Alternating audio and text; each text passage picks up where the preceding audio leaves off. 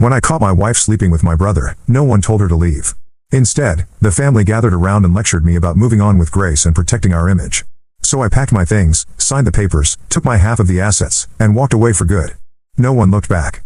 Turns out starting over wasn't the curse they imagined. I found 3 kids, battered, cast out by the world, armed with nothing but grit and patience. I raised them, and under my roof, they became legends. One runs a business empire.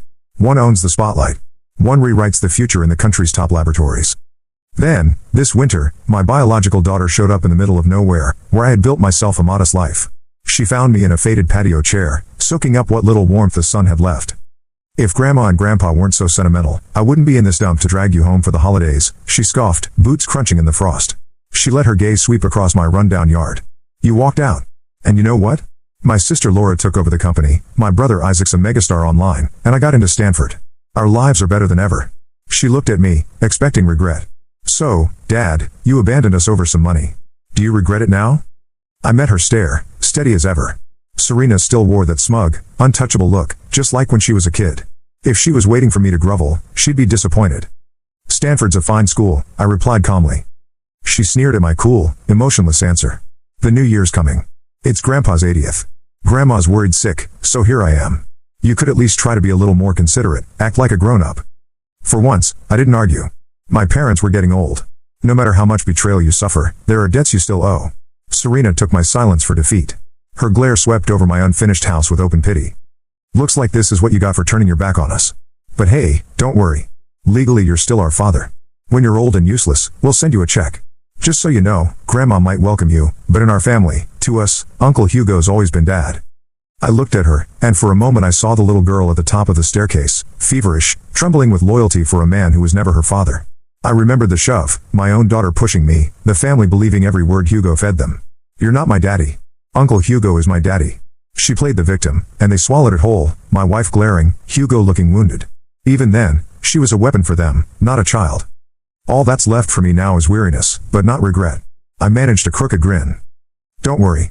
Your mother and I are long divorced. I'll be gone after the holidays. Before I left, I texted my real kids. New Year's at your grandmother's this year. All 3 replied instantly.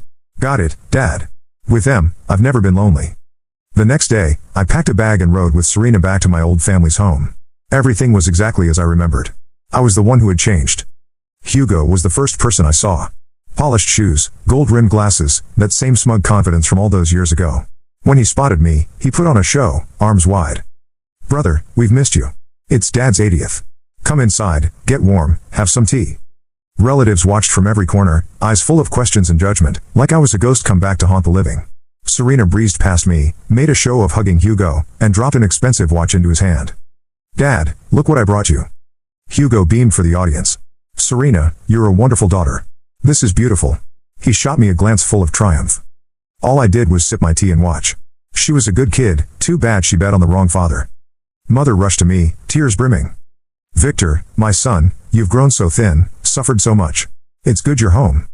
She held on to me, and for a moment, all the burden softened. They had always favored Hugo. He was polished, educated, the image of success I was never allowed to be.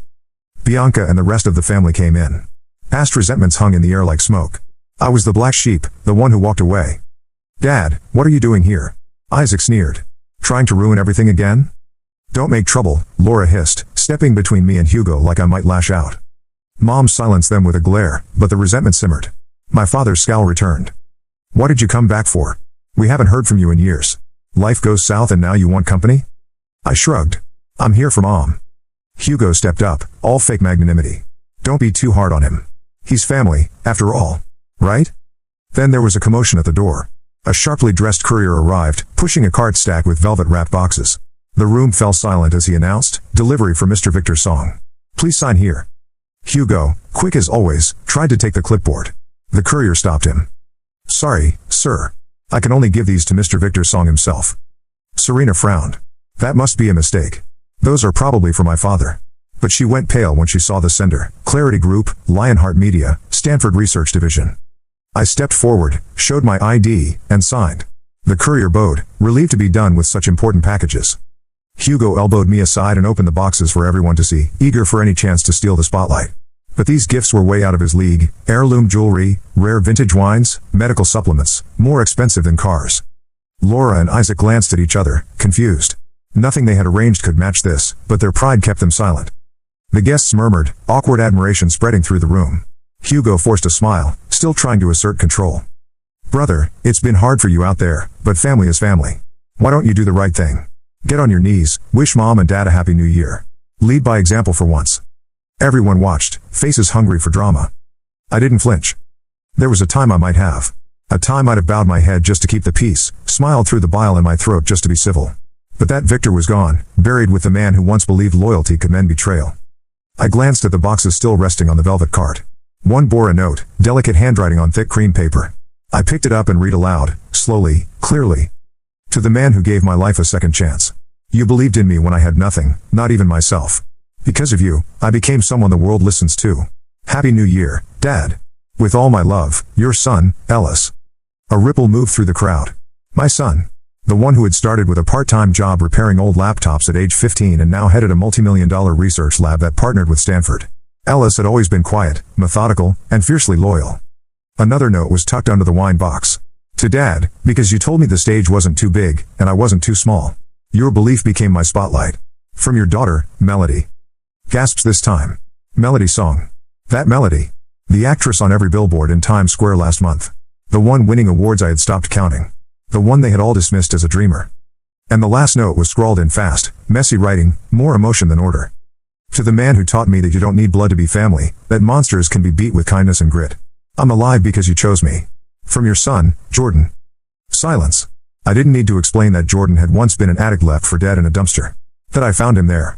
That his tears had soaked my shoulder that night, and now he worked for a UN think tank on rehabilitation policy. I let the cards drop back into their boxes. Then I looked Hugo in the eye. "You want me to kneel?" I said, calm and level. "But you're not my father. You never were. You're just the man who stole my family and called it fate." Gasps rose again. Hugo's face tightened, lips twitching as he forced another smile. Now, let's not create a scene. This is about reconciliation." "No," I said. "This is about illusion. And I'm not here to perform anymore." Laura stepped forward, face twisted in irritation. "So what, you think you're better than us now?" "No," I replied. "I was always enough. You just couldn't see it." Serena opened her mouth, maybe to defend Hugo, maybe to strike again, but she faltered when she looked at me. Really looked. Her words fell away. I turned to my mother. "You wanted me here for Dad's birthday. I'll stay for your sake. But after this, I'm gone." She reached for my hand, older now, trembling with something I couldn't name. "You look so much like your father did at your age," she said softly. I didn't reply. The dinner that night was a strained affair. Hugo played host, cracking jokes no one laughed at. My father sat at the head, watching me like I might explode at any moment. Serena sat beside Hugo, wearing the same detached smile her mother used to wear when she had secrets in her pocket. The food was beautiful. Cold, tasteless, artificial. I didn't touch the wine. When the cake was rolled out, everyone sang. I sang too. Not for him, but for the mother who stood beside him with quiet hope in her eyes. Later that night, I stood in the hallway outside the room I had once called mine. Serena approached, arms crossed, her voice low. "Why now? Why come back? After all these years, you act like you're above us." I looked at her. Not the confident adult, but the hurt child beneath. "I came because your grandmother asked.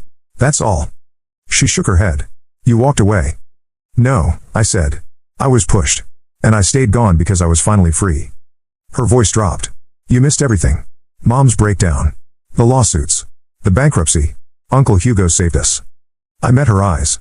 "Saved you, or kept you hostage?" She looked away. "The life you think he gave you," I said, "he built on my ashes. I never hated you, Serena. I hated what they turned you into."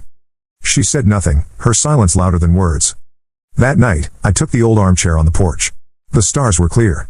The air smelled of frost and old memories. I lit a fire in a small metal basin and fed it page after page from a box I had brought. Old letters. Divorce notices. Court filings. Copies of things that no longer mattered. Hugo came out, hands in his pockets, voice casual. "So, what's next for you?" I stared at the flames. "New year. New start." "You sure you don't want to come back to the firm?" he asked, voice like oil. "You'd be a junior, of course, but I could make space." I smiled slowly. "Hugo, you spent a decade trying to erase me. Why would I ever work under you?" He chuckled. "Because power fades. Fame fades. Blood is forever." "No," I said. Blood is just biology. Family is choice. And I made mine. He left then, the smile slipping. The next morning, my real kids arrived. Jordan pulled up first, stepping out in jeans and a hoodie, eyes scanning the house like a soldier entering enemy territory. Melody followed, bright scarf around her neck, sunglasses perched in her hair like armor. Ellis came last, dressed neat and quiet, holding a tablet in one hand and a small bag in the other. I introduced them to my mother. She cried.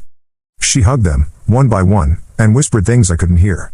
Hugo hovered in the background, his eyes tight. Serena watched from the stairs, torn between curiosity and loyalty.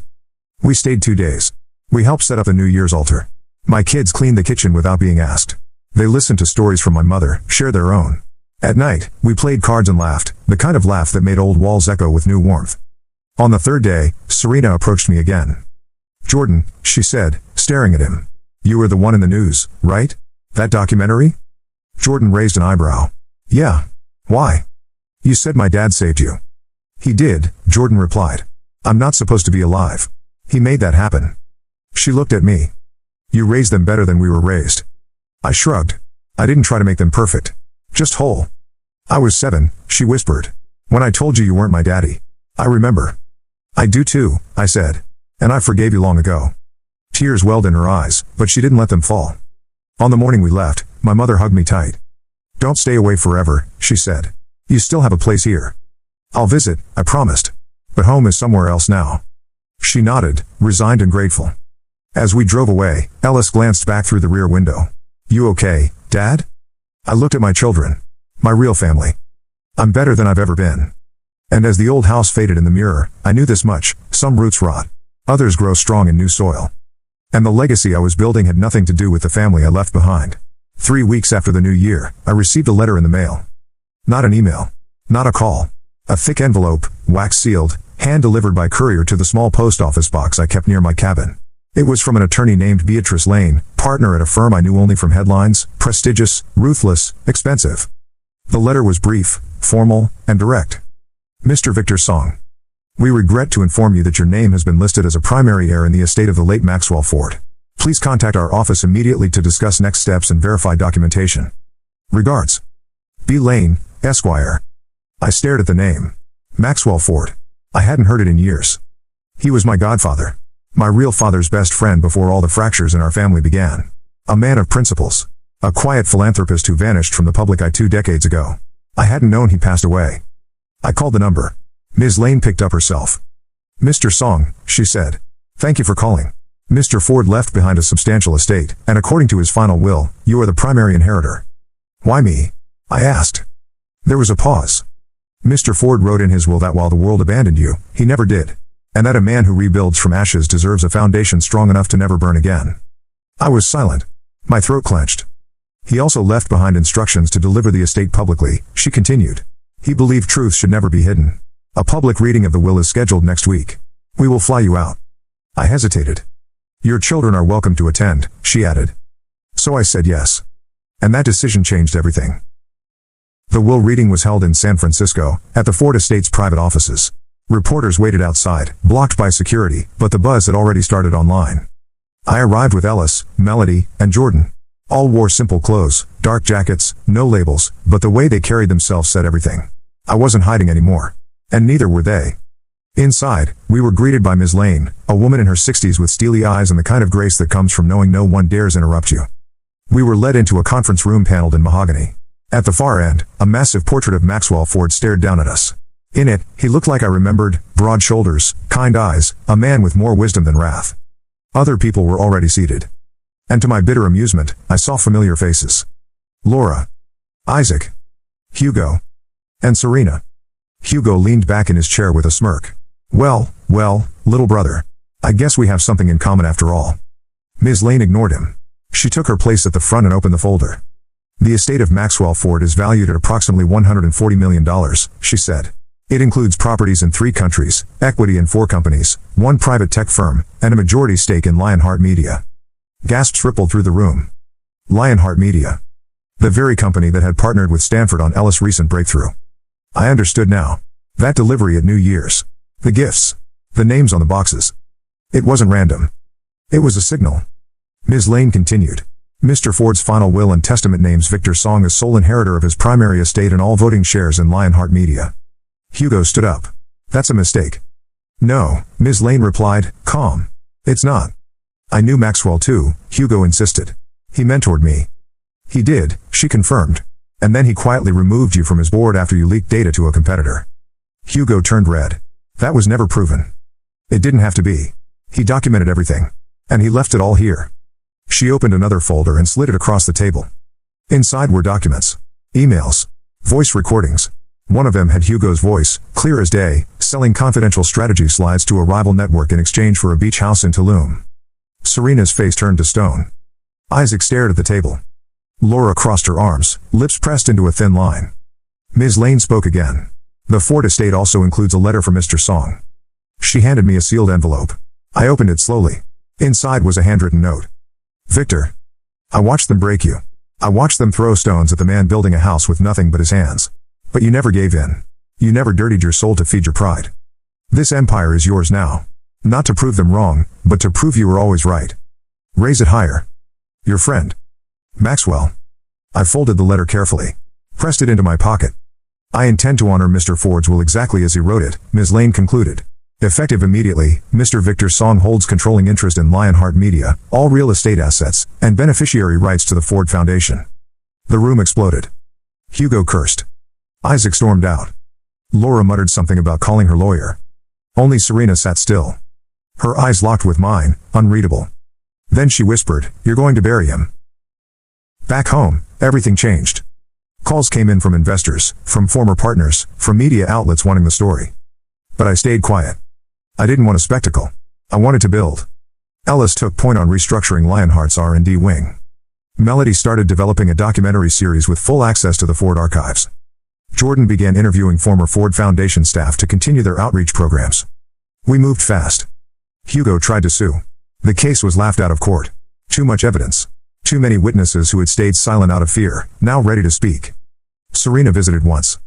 She stood in my doorway, not proud, not ashamed. Just tired. I don't know who I am without him, she said. You're not his. You never were. She looked down. I kept the letters, she admitted. The ones you sent. Mom burned them, but I hid some. I used to read them when I couldn't sleep. A pause. You wrote like someone who still believed I loved him. I stepped aside. Come in. She walked past me, slow. We talked that night. Not as enemies. Not even as family. Just two people recovering from the same storm, trying to make sense of the wreckage. Before she left, she hugged me. No words. Just a hug. And that was enough. By summer, Lionheart Media had doubled its valuation. We launched new programs, invested in underfunded schools, partnered with labs rebuilding prosthetic tech at a fraction of the cost. My name started showing up in places it never had before, Forbes, Harvard Business Review, Stanford's Quarterly Journal. But it wasn't about fame. It was about meaning. I got a letter from my mother in early June. Victor. Your father's sick. The doctors aren't optimistic. He won't ask for you, but he talks about you in his sleep. I don't expect you to forgive him. I just want you to know. I sat with that letter for 3 days. Then I packed a bag and went home. He was in a hospital bed, pale and smaller than I remembered. His breathing came in slow rattles. He looked up when I entered. Didn't speak. Didn't have to. I sat beside him for an hour. When he finally whispered, it was faint. You turned out better than I deserved. I nodded. And that was all. He passed the next morning. I stayed for the funeral. Quietly. In the back. Laura didn't look at me. Isaac avoided me. But Serena stood by my side.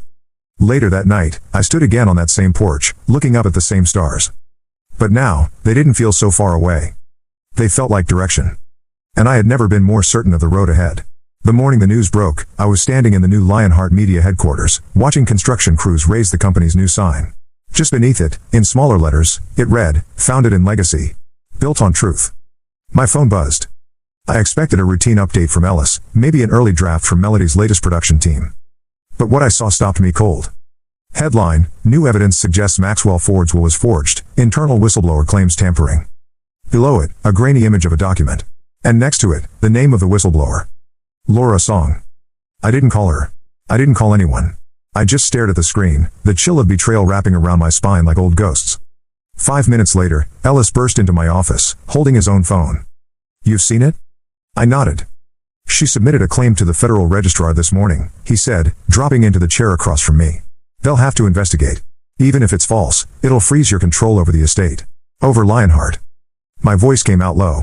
What's her angle? Ellis didn't blink. She's betting on time. On headlines. On doubt. Jordan and Melody arrived 20 minutes later. Jordan paced, teeth clenched, fury in his eyes. Melody didn't speak at first. She sat beside me, placed her hand on mine. We can handle this, she finally said. You've built more than an empire, Dad. You built us. Still, I didn't move. Because deep down, I had always known someone in the old house would try again. I just never thought it would be Laura. Or maybe I had. The official inquiry launched 2 days later. Federal agents contacted Ms. Lane and froze all estate transfers. Lionheart Media shares were locked for review. Public opinion, which had once been turning in our favor, began to split. Hugo re-emerged like a snake shedding old skin. He made press appearances. Polished his image. Claimed he'd always had concerns about Maxwell's final days. Talked about confusion, unexplained meetings, convenient disappearances of family assets. He was smart. He didn't attack me directly. He just asked questions. Loudly. Repeatedly. Serena showed up at my door the day after his first televised interview. You knew they'd come for you eventually, she said, arms crossed. I did, I admitted. But I thought it would be Hugo. Not Laura. She shook her head. Laura never forgot being second. When Mom was dying, she begged for your return. But Laura told her you were too busy. Too important. I swallowed hard. She's not after money, Serena added. She's after relevance. I looked at her. Are you here to warn me? I'm here to help. You sure you're not still loyal to him? She met my eyes. I was never loyal to Hugo. I was scared of him. And in that moment, I believed her. Our legal team moved fast. Ellis handed over full chain of custody records from the will. Melody released behind-the-scenes footage from her documentary that showed Maxwell, dated and time-stamped, signing the final version of his estate. Ms. Lane submitted 2 decades of correspondence between her firm and Maxwell Ford, establishing beyond doubt that the will was authentic and intentionally created. But facts don't win wars. Not in the media. Not in families. Jordan came to me one night, eyes heavy with frustration. I can't keep playing defense, Dad. Every time we prove something, they twist it. What do we do? I stared at him, quiet. Then I told him the truth. We go deeper. Maxwell Ford had always been a mystery man. Public philanthropist. Private genius. But no one ever knew where the original seed money came from for Lionheart's launch. Not even me. Until Ellis, late one night, called me into his lab. I found something, he said, pointing to a decrypted file from an old drive Maxwell had used. Inside were scanned pages of journal entries. Most were mundane. But one entry, dated 34 years ago, changed everything. July 11th. They stole Victor's patents. The AI core he designed at 23 was the most promising I've seen in a decade. Hugo claimed it as his. Laura vouched for him. They buried Victor's name. I'm buying the rights back anonymously. I've already funneled the funds through a shell firm. It's not legal. But it's right. If he ever finds out, I'll tell him the truth. I felt the air leave my lungs. The AI project. The one I worked on in college. The one I had submitted under the family's name because they said we rise as a unit. I had never known what happened to it. I'd assumed it was scrapped, lost, ignored. But Maxwell bought it. Funded Lionheart with it. Built the empire on the very bones they stole from me. Dad, Ellis said quietly. You didn't just inherit Lionheart. You created it. The next morning, I held a press conference. I didn't attack Hugo. I didn't defend myself. I told the story. I shared the patent files. I read the journal aloud, word for word. And I ended with this. I was always told I wasn't enough. That I was weak. Soft. That I should be grateful for scraps. But every stone they threw became the walls I built around the people I chose to love. I don't want revenge. I want the truth. And the truth is, this was mine all along. That broadcast went viral. For once, the comments were filled with belief, not doubt. Hashtag Justice for Victor started trending. Hugo issued a statement the next day, calling me emotional and self-victimizing. But Laura stayed silent. Because she knew. And 2 days later, she withdrew her claim. No apology. No confrontation. Just a letter sent to the same post office box. You deserved it. You always did. I just hated that I saw myself in you. By fall, the estate was fully unfrozen. Lionheart soared. But I stayed grounded. I refused to move into the tower apartment Maxwell left me. I kept my cabin in the woods. I still drank tea on the porch every morning. Still chopped my own firewood when winter came. One night, Melody sat beside me, barefoot, glass of wine in hand. You think this is the peak? She asked. I shook my head. No. This is just level ground. The climb is still ahead. And I meant it. Because while Hugo and Laura had spent years building empires of illusion, I was just getting started building something real. One evening, I received a small envelope. No return address. Inside was a photograph. It was old, faded, taken on the day of my college graduation.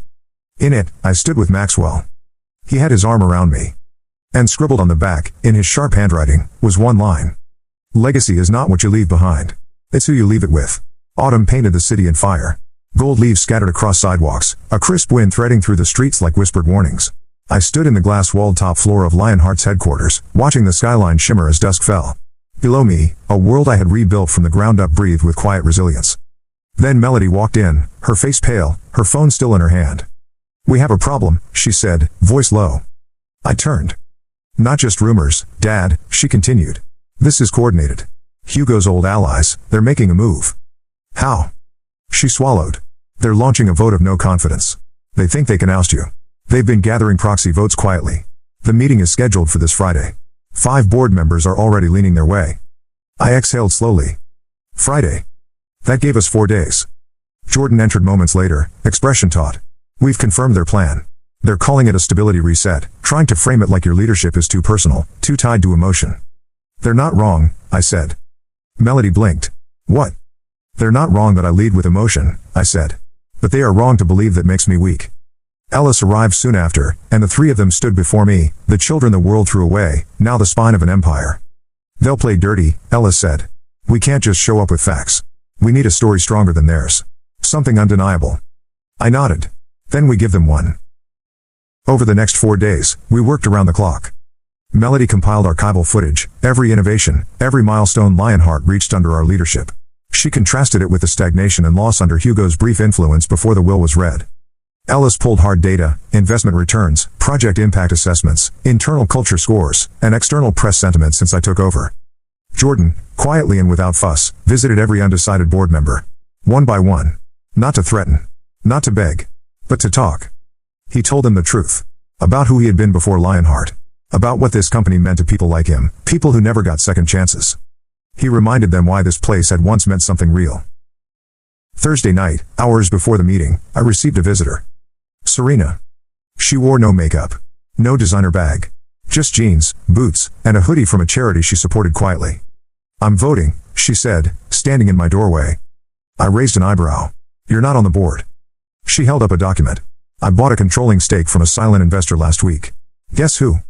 My heart skipped. She smirked. "Maxwell left one final surprise. A portion of shares hidden in an environmental foundation's trust.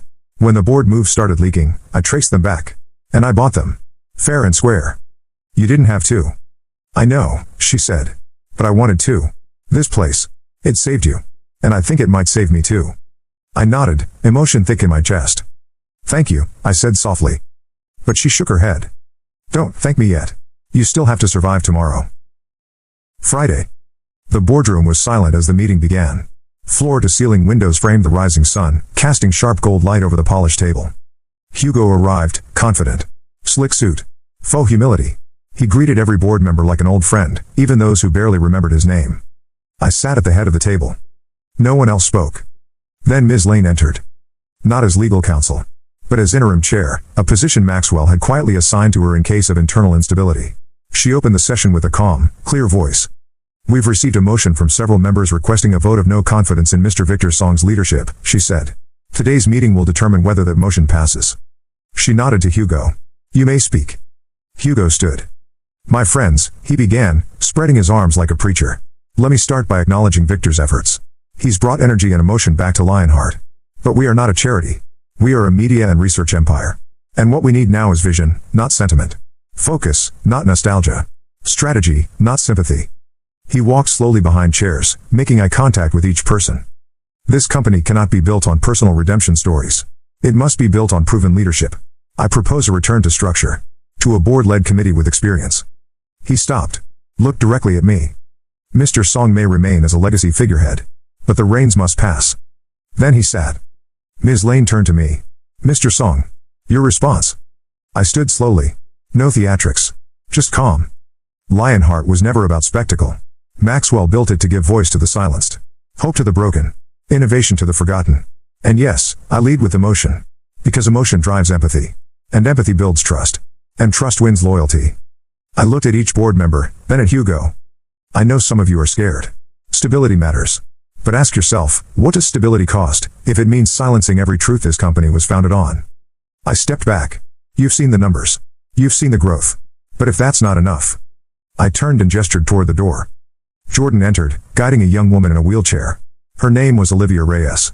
Age 21. Graduate of a program we launched for disabled STEM students. She held up her invention, an AI-powered device that translated eye movement into full verbal sentences for those with locked-in syndrome. This exists, she said through the device, because Victor funded me when everyone else laughed. Ellis followed next, with a hologram display of Lionheart's Rural School Initiative, solar-powered classrooms, satellite lessons, free curriculum distribution. Melody closed with a video reel, a short film showing how one company had pulled people from the margins into the center. By the end, the room was quiet.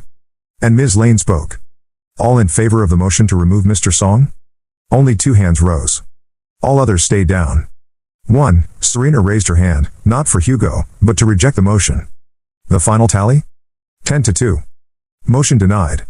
Victor Song remained CEO. Later, in the hallway, Hugo confronted me. You think you've won? This isn't over. I met his eyes. It was over the moment I stopped trying to prove anything to you. He glared. You're not better than me. No, I said. I'm just free. That night, I returned to the cabin. The stars were out again, cold and brilliant. Melody called, voice soft. What now, Dad? Now? I said. We build. Ellis sent me a prototype the next day. A portable power system for disaster zones. He named it Maxwell 1. Jordan finalized a prison reform bill in partnership with our legal arm. Melody was offered a director's seat on the National Arts Committee. Serena emailed a draft proposal for an ethics review board inside Lionheart, signed only with her initials. And me? I sat on my porch, tea in hand, watching a world I'd once been exiled from bend, finally, toward the truth. The winter came early that year. The first snowfall dusted the porch of my cabin like powdered sugar, coating the firewood pile and the bent wind chimes that never played the same tune twice. I was splitting logs when the call came in. My phone buzzed, flashing a number I hadn't seen in over a decade. It was Isaac. I let it ring. But something, some old echo of responsibility, made me pick up on the 5th buzz. His voice was cautious. Dad's gone. I didn't speak. He passed this morning, Isaac added. Quiet. In his sleep. I nodded to myself, not for him. Thanks for letting me know. There was a long silence. Then a breath. They're reading his will next week. Thought you should hear it from me. I almost smiled at the irony. The man who once said I was no son of his had now written me into his final pages. Or maybe he hadn't. Either way, I told Isaac I wouldn't come. But that wasn't the end. The next morning, a courier appeared with a thin envelope. No legal seal. Just my name, handwritten in a script I recognized immediately, my mother's. Inside was a letter. My Victor. He never said the words.